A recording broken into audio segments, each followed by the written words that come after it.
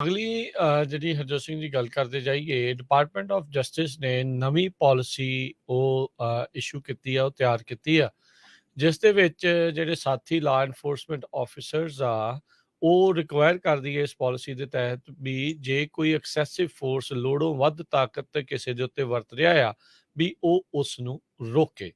ਕਹਿੰਦੇ ਵੀ 18 ਸਾਲਾਂ ਦੇ ਵਿੱਚ ਪਹਿਲੀ ਵਾਰੀ ਫੋਰਸ ਪਾਲਿਸੀ ਦੇ ਉੱਤੇ ਜਸਟਿਸ ਡਿਪਾਰਟਮੈਂਟ ਦੇ ਦੁਆਰਾ ਅਪਡੇਟ ਇਸ ਦੇ ਵਿੱਚ ਤਬਦੀਲੀਆਂ ਜਾਂ ਸੁਧਾਰ ਜਿਹੜੇ ਉਹ ਕੀਤੇ ਜਾ ਰਹੇ ਆ। ਇੱਕ ਮੈਮੋ ਦੇ ਤਹਿਤ ਅਟਾਰਨੀ ਜਨਰਲ ਮੈਰਿਕ ਗਾਰਲੈਂਡ ਉਹਨਾਂ ਨੇ ਆਪਣੇ ਜਿਹੜੇ ਸੀਨੀਅਰ ਜਸਟਿਸ ਲੀਡਰਸ ਆ ਉਹਨਾਂ ਨੂੰ ਚਿੱਠੀ ਜਿਹੜੀ ਉਹ ਲਿਖੀ ਆ। ਇਸ ਦੇ ਤਹਿਤ ਇਹ ਜਿਹੜਾ ਰੂਲ ਆ ਜਸਟਿਸ ਡਿਪਾਰਟਮੈਂਟ ਦੇ ਅਧੀਨ ਜਿੰਨੇ ਵੀ ਆਉਂਦੀਆਂ ਬ੍ਰਾਂਚਿਸ ਆ ਉਹਨਾਂ ਉੱਤੇ ਲਾਗੂ ਹੋਊਗਾ। FBI, DEA, ATF ਤੇ US ਮਾਰਸ਼ਲ ਸਰਵਿਸ ਦੇ ਉੱਤੇ। ਸਭ ਨੂੰ ਯਾਦ ਹੋਣਾ ਆ ਜਾਰਜ ਫਲੋਇਡ ਦੀ ਹੱਤਿਆ ਜਦੋਂ ਪੁਲਿਸ ਵਾਲੇ ਨੇ ਇੱਕ ਨੇ ਕੀਤੀ ਸੀ ਗੋਡਾ ਧਰ ਕੇ ਉਹਦੀ ਧੌਣ ਦੇ ਉੱਤੇ, ਉਹਦੇ ਨਾਲ ਜਿਹੜੇ ਸਾਥੀ 4 ਪੁਲਿਸ ਵਾਲੇ ਸੀ ਉਹਨਾਂ ਨੇ ਰੋਕਿਆ ਨਹੀਂ ਸੀਗਾ। ਸੋ ਉਸ ਤੋਂ ਬਾਅਦ ਦੇ ਵਿੱਚ ਹੌ ਹੱਲਾ ਹੋਇਆ, ਕੀ ਕੁਛ ਮੁਲਕ ਨੇ ਦੇਖਿਆ ਉਹ ਸਭ ਦੇ ਸਾਹਮਣੇ ਆ। ਸੋ ਪੁਲਿਸ ਦੇ ਉੱਤੇ, ਲੋਕਲ ਪੁਲਿਸ ਦੇ ਉੱਤੇ ਤਾਂ ਜਸਟਿਸ ਡਿਪਾਰਟਮੈਂਟ ਦਾ ਅਧਿਕਾਰ ਖੇਤਰ ਨਹੀਂ ਹੁੰਦਾ ਕਿਉਂਕਿ ਉਹ ਸਿਟੀ ਦੀ ਪੁਲਿਸ ਆ, ਉਹਨਾਂ ਦੀ ਵੱਖਰੀ ਜੂਰਿਸਡਿਕਸ਼ਨ ਉਹ ਸਾਰਾ ਕੁਛ ਆ ਜਾਂਦਾ ਆ।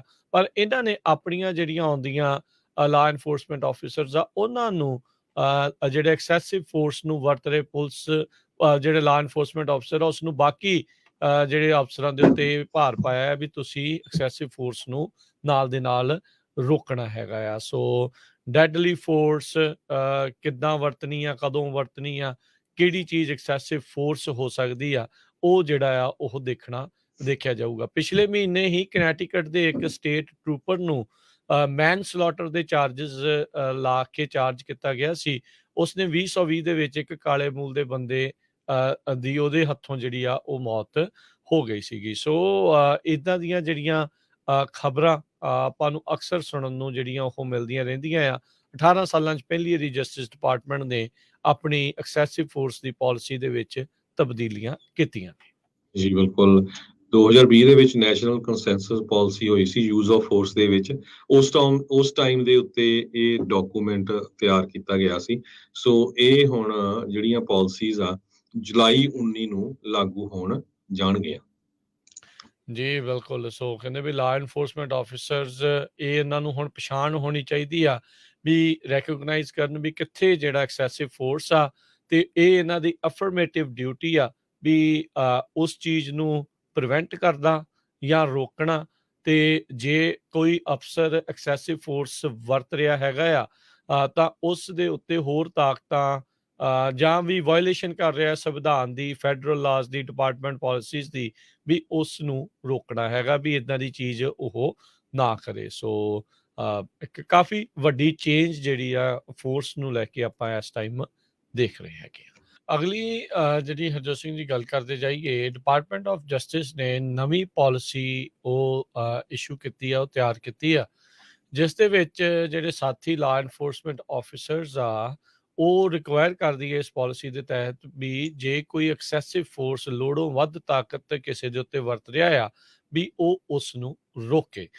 ਕਹਿੰਦੇ ਵੀ 18 ਸਾਲਾਂ ਦੇ ਵਿੱਚ ਪਹਿਲੀ ਵਾਰੀ ਫੋਰਸ ਪਾਲਿਸੀ ਦੇ ਉੱਤੇ ਜਸਟਿਸ ਡਿਪਾਰਟਮੈਂਟ ਦੇ ਦੁਆਰਾ ਅਪਡੇਟ ਇਸ ਦੇ ਵਿੱਚ ਤਬਦੀਲੀਆਂ ਜਾਂ ਸੁਧਾਰ ਜਿਹੜੇ ਉਹ ਕੀਤੇ ਜਾ ਰਹੇ ਆ। ਇੱਕ ਮੈਮੋ ਦੇ ਤਹਿਤ ਅਟਾਰਨੀ ਜਨਰਲ ਮੈਰਿਕ ਗਾਰਲੈਂਡ ਉਹਨਾਂ ਨੇ ਆਪਣੇ ਜਿਹੜੇ ਸੀਨੀਅਰ ਜਸਟਿਸ ਲੀਡਰਸ ਆ ਉਹਨਾਂ ਨੂੰ ਚਿੱਠੀ ਜਿਹੜੀ ਉਹ ਲਿਖੀ ਆ। ਇਸ ਦੇ ਤਹਿਤ ਇਹ ਜਿਹੜਾ ਰੂਲ ਆ ਜਸਟਿਸ ਡਿਪਾਰਟਮੈਂਟ ਦੇ ਅਧੀਨ ਜਿੰਨੇ ਵੀ ਆਉਂਦੀਆਂ ਬ੍ਰਾਂਚਿਸ ਆ ਉਹਨਾਂ ਉੱਤੇ ਲਾਗੂ ਹੋਊਗਾ। FBI, DEA, ATF ਤੇ US ਮਾਰਸ਼ਲ ਸਰਵਿਸ ਦੇ ਉੱਤੇ। ਸਭ ਨੂੰ ਯਾਦ ਹੋਣਾ ਆ ਜਾਰਜ ਫਲੋਇਡ ਦੀ ਹੱਤਿਆ ਜਦੋਂ ਪੁਲਿਸ ਵਾਲੇ ਨੇ ਇੱਕ ਨੇ ਕੀਤੀ ਸੀ ਗੋਡਾ ਧਰ ਕੇ ਉਹਦੀ ਧੌਣ ਦੇ ਉੱਤੇ, ਉਹਦੇ ਨਾਲ ਜਿਹੜੇ ਸਾਥੀ 4 ਪੁਲਿਸ ਵਾਲੇ ਸੀ ਉਹਨਾਂ ਨੇ ਰੋਕਿਆ ਨਹੀਂ ਸੀਗਾ। ਸੋ ਉਸ ਤੋਂ ਬਾਅਦ ਦੇ ਵਿੱਚ ਹੌ ਹੱਲਾ ਹੋਇਆ, ਕੀ ਕੁਛ ਮੁਲਕ ਨੇ ਦੇਖਿਆ ਉਹ ਸਭ ਦੇ ਸਾਹਮਣੇ ਆ। ਸੋ ਪੁਲਿਸ ਦੇ ਉੱਤੇ, ਲੋਕਲ ਪੁਲਿਸ ਦੇ ਉੱਤੇ ਤਾਂ ਜਸਟਿਸ ਡਿਪਾਰਟਮੈਂਟ ਦਾ ਅਧਿਕਾਰ ਖੇਤਰ ਨਹੀਂ ਹੁੰਦਾ ਕਿਉਂਕਿ ਉਹ ਸਿਟੀ ਦੀ ਪੁਲਿਸ ਆ, ਉਹਨਾਂ ਦੀ ਵੱਖਰੀ ਜੂਰਿਸਡਿਕਸ਼ਨ ਉਹ ਸਾਰਾ ਕੁਛ ਆ ਜਾਂਦਾ ਆ। ਪਰ ਇਹਨਾਂ ਨੇ ਆਪਣੀਆਂ ਜਿਹੜੀਆਂ ਆਉਂਦੀਆਂ ਲਾ ਐਨਫੋਰਸਮੈਂਟ ਆਫਿਸਰਸ ਆ ਉਹਨਾਂ ਨੂੰ ਜਿਹੜੇ ਐਕਸੈਸਿਵ ਫੋਰਸ ਨੂੰ ਵਰਤ ਰਹੇ ਪੁਲਿਸ ਜਿਹੜੇ ਲਾ ਐਨਫੋਰਸਮੈਂਟ ਆਫਿਸਰ ਆ ਉਸ ਨੂੰ ਬਾਕੀ ਜਿਹੜੇ ਅਫਸਰਾਂ ਦੇ ਉੱਤੇ ਭਾਰ ਪਾਇਆ ਵੀ ਤੁਸੀਂ ਐਕਸੈਸਿਵ ਫੋਰਸ ਨੂੰ ਨਾਲ ਦੇ ਨਾਲ ਰੋਕਣਾ ਹੈਗਾ ਆ। ਸੋ ਡੈਡਲੀ ਫੋਰਸ ਕਿੱਦਾਂ ਵਰਤਣੀ ਆ, ਕਦੋਂ ਵਰਤਣੀ ਆ, ਕਿਹੜੀ ਚੀਜ਼ ਐਕਸੈਸਿਵ ਫੋਰਸ ਹੋ ਸਕਦੀ ਆ, ਉਹ ਜਿਹੜਾ ਆ ਉਹ ਦੇਖਿਆ ਜਾਊਗਾ। ਪਿਛਲੇ ਮਹੀਨੇ ਹੀ ਕਨੈਟੀਕਟ ਦੇ ਇੱਕ ਸਟੇਟ ਟਰੂਪਰ ਨੂੰ ਮੈਨ ਸਲੌਟਰ ਦੇ ਚਾਰजेस ਲਾ ਕੇ ਚਾਰਜ ਕੀਤਾ ਗਿਆ ਸੀ। ਉਸਨੇ 2020 ਦੇ ਵਿੱਚ ਇੱਕ ਕਾਲੇ ਮੂਲ ਦੇ ਬੰਦੇ ਦੀ ਉਹਦੇ ਹੱਥੋਂ ਜਿਹੜੀ ਆ ਉਹ ਮੌਤ ਹੋ ਗਈ ਸੀਗੀ। ਸੋ ਇਦਾਂ ਦੀਆਂ ਜਿਹੜੀਆਂ ਖਬਰਾਂ ਆਪਾਂ ਨੂੰ ਅਕਸਰ ਸੁਣਨ ਨੂੰ ਜਿਹੜੀਆਂ ਉਹ ਮਿਲਦੀਆਂ ਰਹਿੰਦੀਆਂ ਆ। 18 ਸਾਲਾਂ 'ਚ ਪਹਿਲੀ ਵਾਰੀ ਜਸਟਿਸ ਡਿਪਾਰਟਮੈਂਟ ਨੇ ਆਪਣੀ ਐਕਸੈਸਿਵ ਫੋਰਸ ਦੀ ਪਾਲਿਸੀ ਦੇ ਵਿੱਚ ਤਬਦੀਲੀਆਂ ਕੀਤੀਆਂ ਨੇ। ਜੀ ਬਿਲਕੁਲ। 2020 ਦੇ ਵਿੱਚ ਨੈਸ਼ਨਲ ਕੰਸੈਂਸਸ ਪਾਲਿਸੀ ਹੋਈ ਸੀ ਯੂਜ਼ ਆਫ ਫੋਰਸ ਦੇ ਵਿੱਚ। ਉਸ ਟਾਈਮ ਦੇ ਉੱਤੇ ਇਹ ਡਾਕੂਮੈਂਟ ਤਿਆਰ ਕੀਤਾ ਗਿਆ ਸੀ। ਸੋ ਇਹ ਹੁਣ ਜਿਹੜੀਆਂ ਪਾਲਿਸੀਜ਼ ਆ ਜੁਲਾਈ 19 ਨੂੰ ਲਾਗੂ ਹੋਣ ਜਾਣਗੀਆਂ। ਜੀ ਬਿਲਕੁਲ। ਸੋ ਕਹਿੰਦੇ ਵੀ ਲਾ ਐਨਫੋਰਸਮੈਂਟ ਆਫਿਸਰਸ ਇਹਨਾਂ ਨੂੰ ਹੁਣ ਪਛਾਣ ਹੋਣੀ ਚਾਹੀਦੀ ਆ ਵੀ ਰੈਕਗਨਾਈਜ਼ ਕਰਨ ਵੀ ਕਿੱਥੇ ਜਿਹੜਾ ਐਕਸੈਸਿਵ ਫੋਰਸ ਆ, ਤੇ ਇਹ ਇਹਨਾਂ ਦੀ ਅਫਰਮੇਟਿਵ ਡਿਊਟੀ ਆ ਵੀ ਉਸ ਚੀਜ਼ ਨੂੰ ਪ੍ਰੀਵੈਂਟ ਕਰਦਾ ਜਾਂ ਰੋਕਣਾ।